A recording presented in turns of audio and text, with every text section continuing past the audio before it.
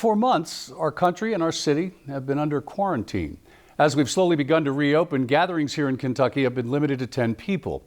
But as we've seen over the past few days, protests in Louisville, Lexington, and other smaller cities have had groups numbering in the hundreds. As we continue to deal with COVID-19, LEX 18's Claire Kopsky has the response from the medical community. In the streets of Lexington and other cities across the country, it's been shoulder to shoulder, not 6 feet apart. I would never advise anybody not to go in to participate in that type of protest. I think those are important. Doing that peacefully, that's really important to people and really important to really the social justice of our community. I would never say don't do that. I would just say be cautious about you doing that.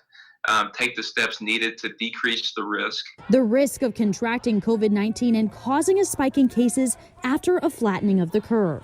These protests are almost an incubator for coronavirus for a few reasons. Number one, people are in contact with a lot of other people in very close quarters. And number two, they're in contact for a good deal of time, which means that virus can spread back and forth. On top of that, a lot of yelling, a lot of screaming and spitting. I just can't imagine a worse timing for huge gatherings with angry people yelling in each other's faces. And a lot of the protesters have been wearing masks, which is great, and people certainly have a right to protest, and I think should be protesting. But we just have to be careful and use common sense. We can't be getting up in each other's faces and having our droplets spread all over other people. That's not fair to anyone. So if you're going to go to a protest, doctors ask that you wear a face mask to protect you and others from droplets, as well as stay 6 feet apart. And if you're an at-risk patient, they say it's best you keep as far from others as possible. I do think there are cases that'll probably come out of this,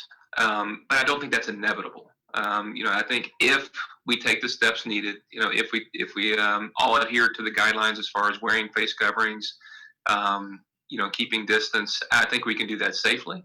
But my gut tells me it's going to be hard for people to do that. Hard for people to do as emotions run high. In Lexington, Claire Kopsky, LEX 18 News.